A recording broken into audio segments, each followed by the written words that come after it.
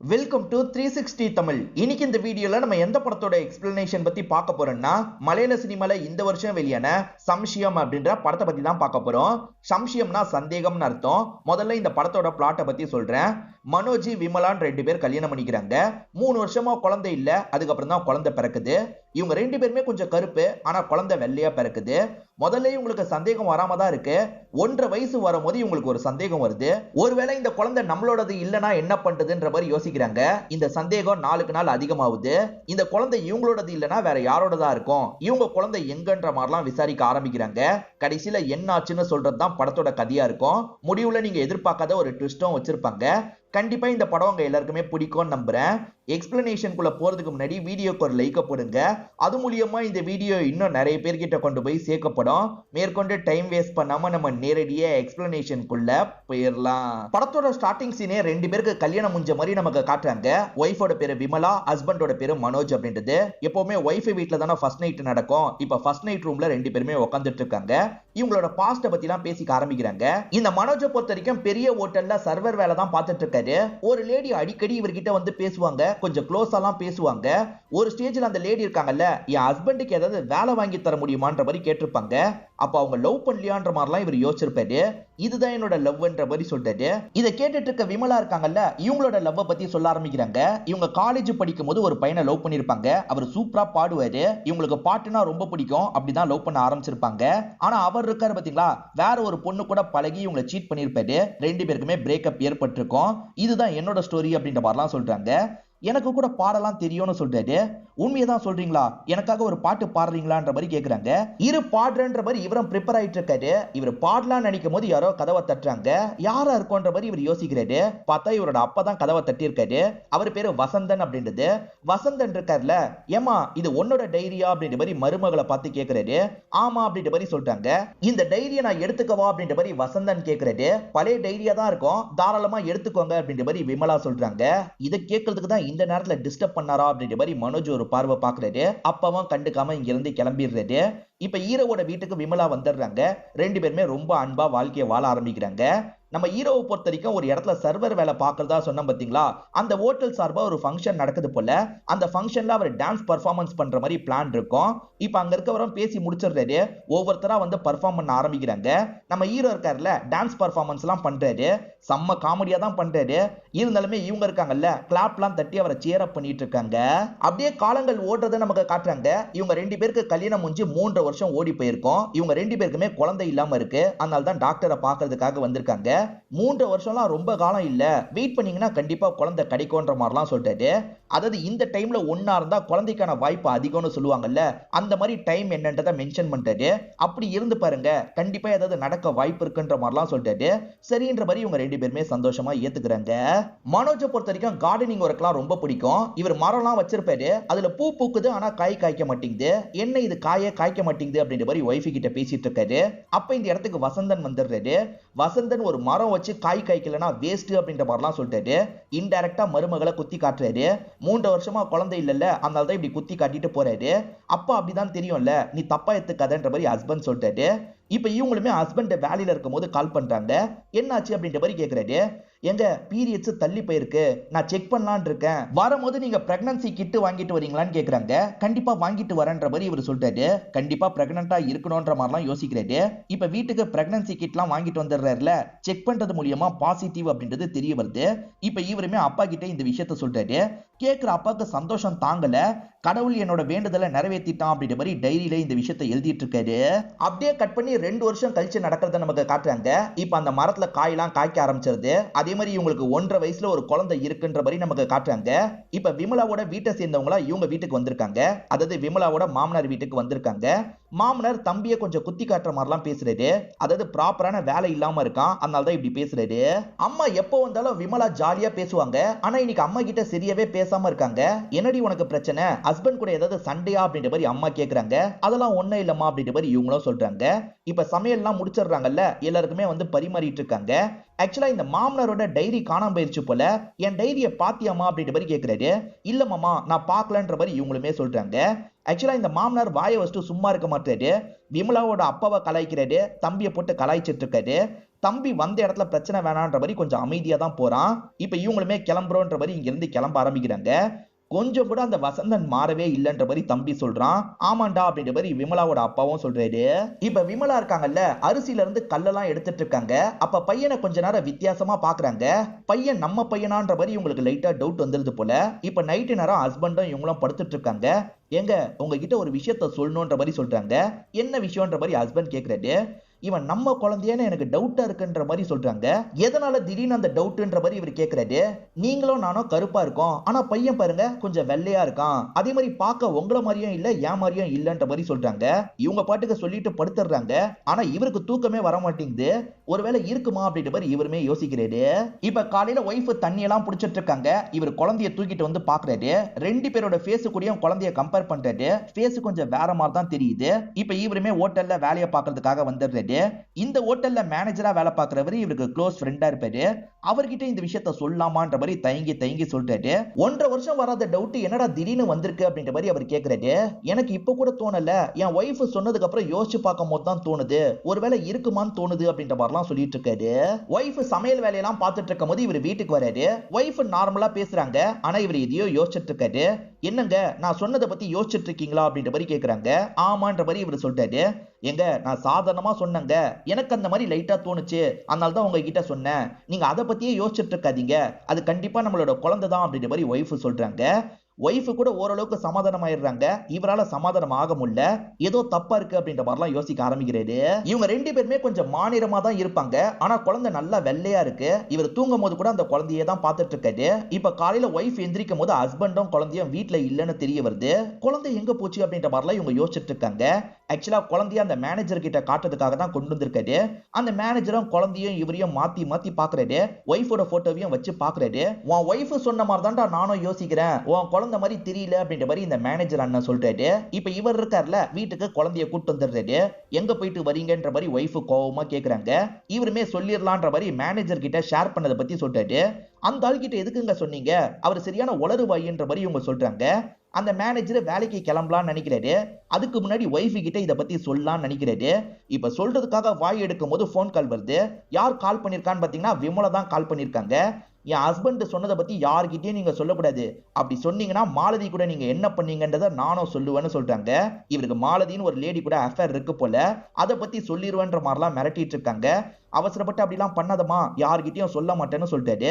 ஏதோ சொல்ல வந்தீங்களே என்ன விஷயம்ன்ற மாதிரி இவரோட ஒய்ஃப் கேக்குறாங்க. அதெல்லாம் ஒண்ணும் கிடையாது அப்படின்ற மாதிரி இவரும் வேகமா வேலைக்கு கிளம்பிடுறாரு. ஆக்சுவலா ஹஸ்பண்ட் அதை பத்தியே யோசிச்சுட்டு இருக்காருல, அதை விட்டு தள்ளுங்கன்ற மாதிரி ஒய்ஃப் சொல்றாங்க.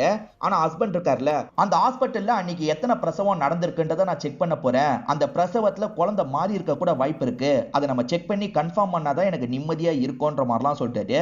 இப்ப செக் பண்றதுக்காக இவர் அந்த ஹாஸ்பிட்டலுக்கு வந்துடுறாரு. ஒரு டைம் இவரோட அத்தை இந்த இடத்துல வேலை பார்த்திருப்பாங்க. அத்தை இப்ப இறந்து போயிட்டாங்க. அத்தையோட பொண்ணு தான் வேலை பாக்குறாங்க. அந்த பொண்ணு கிட்ட இந்த ஹெல்ப் மட்டும் பண்ணு, டீடைல்ஸை கலெக்ட் பண்ணி தான்ற மாதிரிலாம் கேக்குறாரு. என் அம்மா இறந்து போனதால தான் போனா போதுன்னு வேலை போட்டு தந்திருக்காங்க, இதெல்லாம் பண்ணா எனக்கு தான் பிரச்சனை வரும்ன்ற மாதிரி அத்தை பொண்ணு சொல்றாங்க. ஆனா இங்க இருக்க வார்ட் பாய் இருக்காருல, காசு தாங்க நான் ஏற்பாடு பண்ணி தரேன்ற மாதிரி ஏற்பாடு பண்ணி தந்திருப்பாரு. இப்ப இவருமே பாச பாக்குறதுக்காக வராரு. என் அப்பா முடியாம இருக்காரு, ஒரு வாரம் லீவ் வேணும்னு கேக்குறாரு. ஒரு வாரம்லாம் லீவ் தர முடியாது, 2 நாள் வேணா எடுத்துக்கோன்னு சொல்றாரு. சரின்ற மாதிரி இவருமே ஏத்துக்கிறாரு. இப்ப கிளம்பலாம்னு நினைக்கும் போது மேனேஜர் நிறுத்தி பேசுறாரு. டே மாலதியை பத்தி நம்பி தாண்டா உன்கிட்ட சொன்னேன், எதுக்காகடா ஒய்ஃப் கிட்ட சொன்னன்ற மாதிரி கேக்குறாரு. என் ஒய்ஃப் கிட்ட தெரியாம ஷேர் பண்ணிட்டேன், என் ஒய்ஃப் யார்கிட்டயும் சொல்ல மாட்டா, நான் குழந்தைய பத்தி உங்ககிட்ட சொன்னல, அதை வெளியே சொல்லாம இருங்க, மாலதி விஷயமும் வெளியே போகாதுன்ற மாதிரி சொல்லிட்டாரு. என்ன இப்படி லாக் பண்ணிட்டான் அப்படின்ற மாதிரி மேனேஜர் முடிக்கிறாரு. இவங்களுக்கு குழந்தை பிறந்துச்சு பாத்தீங்களா, அதே நாள் 7 குழந்தை பிறந்திருக்கும். அதுல 4 பசங்க 3 பொண்ணுங்க. அதுல யாராவது ஒருத்தர் கூட நம்ம குழந்தையா இருக்க வாய்ப்பு இருக்கு, நான் அந்த 7 வீட்டுக்கும் போய் செக் பண்ண போறேன் அப்படின்ற மாதிரிலாம் சொல்லிட்டாரு. ஒய்ஃபுமே சரின்ற மாதிரிலாம் ஏத்துக்கிறாங்க. இவர் இருக்காரு பாத்தீங்களா, போலியோ சொட்டு மருந்து போட வர மாதிரி அந்த இடத்துக்கு வந்துடுறாரு. ஏற்கனவே குழந்தைக்கு போட்டாச்சுன்ற மாதிரி அம்மா சொல்றாங்க. குழந்தைய ஒரு போட்டோ எடுக்கணும் அப்படின்ற மாதிரி சொல்லிட்டாரு. ஏதோ ஆபீசர் போல போட்டோக்கு போஸ்ட் தந்துடலாம் அப்படின்ற மாதிரி இவங்களுமே குழந்தைய போஸ்ட் தர வச்சிடுறாங்க. இவர் எடுக்க எடுக்க ஒய்ஃபுக்கு போட்டோவெல்லாம் அனுப்புறாரு. இது பார்க்க நம்ம குழந்தை மாதிரி இருக்கான்ற மாதிரிலாம் கேக்குறாரு. ஒய்ஃப் எல்லா குழந்தையோட போட்டோவையும் பாக்குறாங்க. ஆனா ஒய்ஃபால கன்ஃபார்மா ஒரு முடிவை எடுக்க முடியல. இப்ப மனோஜ் 3வது குழந்தையோட வீட்டுக்கு வந்துடுறாரு. அந்த ஒய்ஃப் ஹஸ்பண்டை விட்டு பிரிஞ்சு தனியா தான் இருக்காங்க போல. நான் ஹஸ்பண்டோட ஃப்ரெண்டுன்ற மாதிரிலாம் இவர் பேசுறதுக்கு ட்ரை பண்ணிட்டாரு. நான் அவர்கிட்ட பேசுறதையே விட்டுட்டேன், உங்களுக்கு தெரியாதா போங்கன்ற மாதிரிலாம் சொல்றாங்க. சரி குழந்தைய மட்டும் போட்டோ எடுத்துடலாம் போட்டோ எடுக்க பாக்குறாரு. சட்டுன்னு அவங்க திரும்புவாங்க, அவங்கள போட்டோ எடுத்துடுறாரு. எதுக்கு போட்டோ எடுத்து அப்படின்ற மாதிரி பலார்னு கண்ணத்திலேயே அரைஞ்சிடுறாங்க. இவருமே சாரி சாரின்ற மாதிரி போன் எடுத்துட்டு வேகமா இங்க இருந்து கிளம்பிடுறாரு. இந்த வேலையை பண்ணனால அடி வாங்குற அளவுக்கு போயிட்டார்ல, அதனால சோகமா இவர் வீட்டுக்கு வந்துட்டு இருக்காரு. ஒய்ஃப் என்னாச்சுன்னு கேக்குறாங்க. நம்ம கிட்ட இருக்கிறதா நம்ம குழந்தைன்னு நினைச்சுப்போம், தேவையில்லாம இதுக்கப்புறம் இந்த வேலை எல்லாம் பண்ண வேணான்ற மாதிரி உள்ள போறாரு. இந்த மனோஜோட பாஸ பொறுத்த வரைக்கும் முஸ்லீமா இருப்பாரு. நோன்பு திறக்கிறதுன்னு சொல்லுவாங்க பாத்தீங்களா, அந்த நாள் நல்லா சாப்பாடு எல்லாம் போடுவாங்க போல, நீ வந்துரு அப்படின்ற மாதிரிலாம் பாஸ் சொல்றாரு. இவருமே அவரோட வீட்டுக்கு வந்துடுறாரு. நல்லா வச்சு சாப்பிட்டுட்டு இருக்காரு. பாஸோட சொந்தக்கார பொண்ணான ஃபைசான் ஒரு பொண்ணு இந்த இடத்துக்கு வந்திருப்பாங்க. இவருக்கு சாப்பாடெல்லாம் பரிமாறிட்டு இருக்காங்க. ஆக்சுவலா இவரோட ஒய்ஃபுக்கு பிரசவம் நடக்கும் போதுதான் இந்த பொண்ணுக்குமே பிரசவம் நடந்திருக்கும். இந்த நாள் தானே நடந்தது அப்படின்ற மாதிரி கேட்கிறாரு. இந்த பொண்ணுமே ஆமான்ற மாதிரிலாம் சொல்லிட்டு இருக்காங்க. இந்த பொண்ணு குழந்தையெல்லாம் தூக்கி வச்சிருக்காங்கல்ல, அந்த குழந்தை கொஞ்சம் கருப்பா இருக்கு, என்ன நம்ம குழந்தை மாதிரி இருக்குன்ற மாதிரிலாம் இவர் யோசிக்கிறாரு. இதை போட்டோ எடுத்துக்கணும்னு நினைக்கிறாரு. நான் ஒரே ஒரு போட்டோ மட்டும் எடுத்துக்கிறேன்ற மாதிரி கேட்கிறாரு.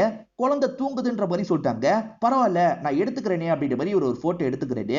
இந்த குழந்தைய பார்க்கும் போது என்னமோ நம்ம குழந்தை மாதிரியே தோணுதுன்ற மாதிரி ஹஸ்பண்ட் சொல்றாரு. ஆமாங்க எனக்கும் அப்படிதான் தோணுதுன்ற மாதிரி விமலா சொல்றாங்க.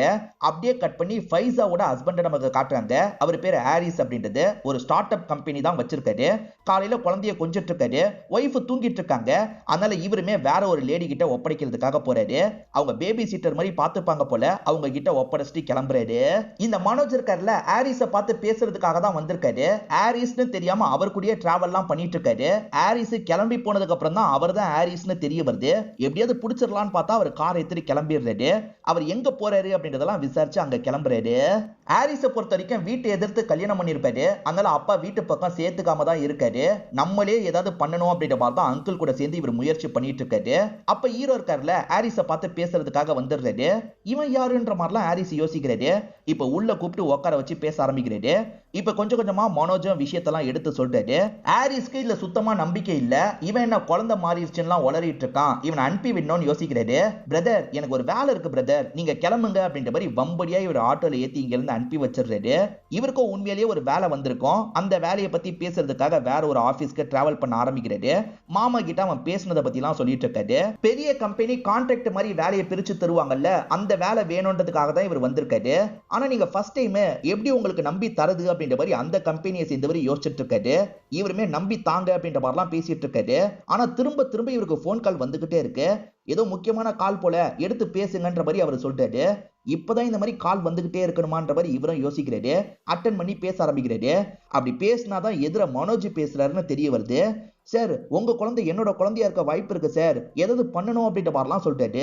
இவன் வேற தொல்லை பண்றானே அப்படின்ற மாதிரி இவர் கோவப்படுறாரு. பேசிட்டு இருக்கும் போதே காலை கட் பண்ணிடுறாரு. ரெண்டு குழந்தைக்கு ஒரே நாள் தானே பர்த்டே. இன்னைக்கு தான் மனோஜோட குழந்தைக்கு பர்த்டேவா இருக்கும். சொந்தக்காரங்க எல்லாருமே வந்து செலிப்ரேட் பண்ணிட்டு இருக்காங்க. ஆனா மனோஜ் மட்டும் குழப்பத்திலேயே இருந்துட்டு இருக்காரு. அப்படியே கட் பண்ணி ஹாரிஸை நமக்கு காட்டுறாங்க. ஹாரிஸும் வீட்டுக்கு வந்துடுறாரு. ஆக்சுவலா இவரோட ஒய்ஃப் தான் கரண்டா ஒரு நல்ல வேலை பார்த்துட்டு இருக்காங்க. அது மூலியமா தான் ஃபேமிலியை ரன் பண்ணிட்டு இருக்காங்க. அப்பா எப்பதான் பேசுவாரு அப்படின்ற மாதிரி இவருமே யோசிச்சுட்டு இருக்காரு. மனோஜும் ஒய்ஃபும் படுக்கிற டைம் ஆயிருது. குழந்தைய வாங்கலான்ற மாதிரி மாமனார் ரூமுக்கு வராங்க. மாமனார் மடியில படுக்க வச்சிட்டு இருக்காரு. இன்னைக்கு என்கிட்டயே படுத்துக்கிட்டோம் அப்படின்ற மாதிரி சொல்றாரு. சரின்ற மாதிரி இவங்களுமே ஏத்துக்கிறாங்க. இவங்க ரெண்டு பேரும் மட்டும் படுத்துட்டு இருக்காங்க. திடீர்னு மனோஜுக்கு பொறை ஏறிடுது. வேகமா இவர் தண்ணி எடுத்து குடிக்கிறாரு. என் பையன் என்ன பத்தி நினைக்கிறான் போல அப்படின்ற மாதிரி சொல்றாரு. அதாவது இங்க இருக்க பையனை மீன் பண்ணாம அந்த வீட்டுல இருக்க பையனை மீன் பண்றாரு. என்ன அவன் தான் பையனே இவர் முடிவு பண்ணிட்டாரு அப்படின்ற மாதிரி விமலா யோசிக்கிறாங்க. இந்த மனோஜ் பேசிட்டு போனதுனால ஹாரிஸும் கொஞ்சம் கன்ஃபியூஸ் ஆயிடுறாரு.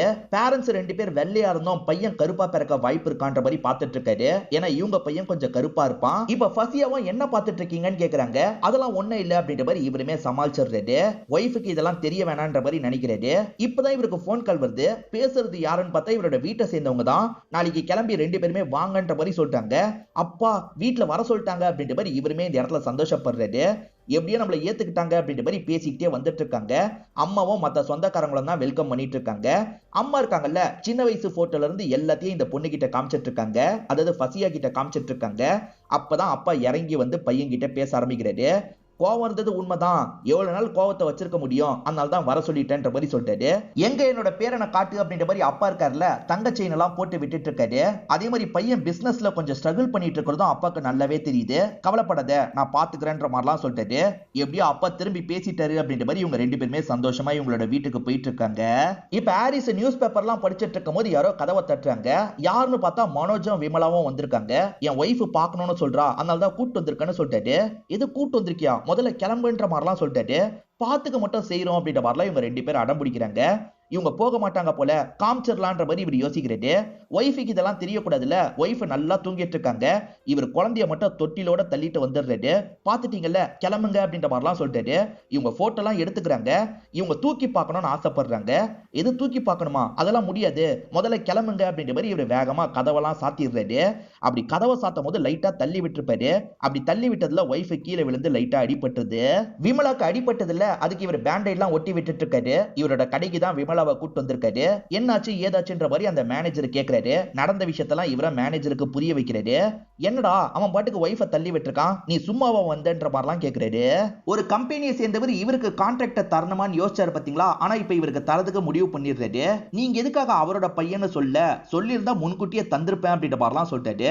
எப்படியோ கான்ட்ராக்ட் கிடைச்சிருச்சுன்ற மாதிரி இவர் சந்தோஷப்படுறாரு. இந்த சைடுல விமலாவும் மனோஜும் சேர்ந்த மாதிரி கம்ப்ளைண்ட் கொடுக்கறதுக்காக வந்துடுறாங்க. அது கண்டிப்பா எங்களோட குழந்தை தான், டிஎன்ஏ டெஸ்ட் எடுக்கணும் அப்படின்ற மாதிரிலாம் சொல்லிட்டு இருக்காங்க. அப்படியே கட் பண்ணி இந்த இடத்துல ஹாரிஸை காட்டுறாங்க. சைன் போடுறதுக்காக வந்துடுறாரு. அப்பன்னு பார்த்து போலீஸ் ஸ்டேஷன்ல இருந்து கால் வருது. நீங்க ஸ்டேஷன் வரைக்கும் வர முடியுமா அப்படின்ற மாதிரிலாம் கேக்குறாங்க. இத பத்தி இங்க இருக்கவங்களுக்கும் தெரிய வந்துருது. இது போலீஸ் ஸ்டேஷன்ல இருந்து கால் வந்திருக்கா, நீங்க பேசி என்ன ப்ராப்ளம்னு சால்வ் பண்ணுங்க, அதுக்கப்புறமா கையெழுத்த போட்டுக்கலாம் அப்படின்ற மாதிரி அனுப்பி வச்சிடுறாங்க. இப்ப ஹாரிஸ் இருக்கார்ல, இவங்க 2 பேரையும் முறைச்சு பார்த்துக்கிட்டே இன்ஸ்பெக்டர் கிட்ட பேசுறதுக்காக உள்ள வந்துடுறாரு. அவர் இந்த மாதிரிலாம் சொல்றாரு அப்படின்ற மாதிரி இன்ஸ்பெக்டர் பேசுறாரு. சார் அவனுக்கு பைத்தியம் தான் சார் பிடிச்சிருக்கு, அவன் உளறிட்டு இருக்கான் சார், இதெல்லாம் நீங்க பெருசா எடுத்துக்காதீங்க அப்படின்ற மாதிரி இவருமே பேசுறாரு. இப்ப கொஞ்ச நேரத்துல ஹாரிஸ் வெளியே வந்துடுறாரு. உனக்கு டிஎன்ஏ டெஸ்ட் எடுக்கணுமா, அதுக்கெல்லாம் வாய்ப்பே இல்ல, உன்னால முடிஞ்சதை பாத்துக்கோ அப்படின்ற மாதிரி இவருமே இங்க இருந்து கிளம்ப ஆரம்பிக்கிறாரு. ஒருவேளை இன்ஸ்பெக்டரை கரெக்ட் பண்ணிட்டான் போல, அதனால தான் இந்த மாதிரிலாம் பேசுறான், நம்ம வேற ஏதாவது பண்ணணும் அப்படின்ற மாதிரிலாம் யோசிக்கிறாங்க. இப்ப ஹாரிஸ் வீட்டுக்கு வரும்போது ஃபசியா ரொம்ப கோபமா இருக்காங்க. இவங்க வீடு பெரிய வீடு இல்ல, தனியா ஒரு ரூம்குள்ள போய் இருக்கலாம்னு நினைக்கிறாங்க. திங்ஸ் எல்லாம் எடுத்து வச்சிட்டு இருக்காங்க. என்னாச்சுன்ற மாதிரிலாம் இவர் கேக்குறாரு. இவ்வளவு நாள் எதுக்காக மறைச்சன்ற மாதிரி இவங்க கேக்குறாங்க. அதாவது மனோஜ் கால் பண்ணி இவங்க கிட்ட விஷயத்த சொல்லியிருக்காரு போல, அது தெரிஞ்சதுனால தான் இவ்வளவு கோவப்பட்டு இருக்காங்க. அவன் ஏதோ உளறிட்டு இருக்கான், அதனால தான் உங்ககிட்ட சொல்லல அப்படின்ற மாதிரிலாம் இவர் சொல்லிட்டாரு. இவங்க கண்டுக்காம இவங்க ரூம் கதவை சாத்திடுறாங்க. இவங்க தான் இப்ப குழந்தைய வச்சிருக்காங்க போல. அந்த மனோஜ் அவர் குழந்தை போட்டோவெல்லாம் அனுப்பியிருக்காருல, அந்த போட்டோவையும் இவங்க குழந்தையும் மாத்தி மாத்தி பாக்குறாங்க.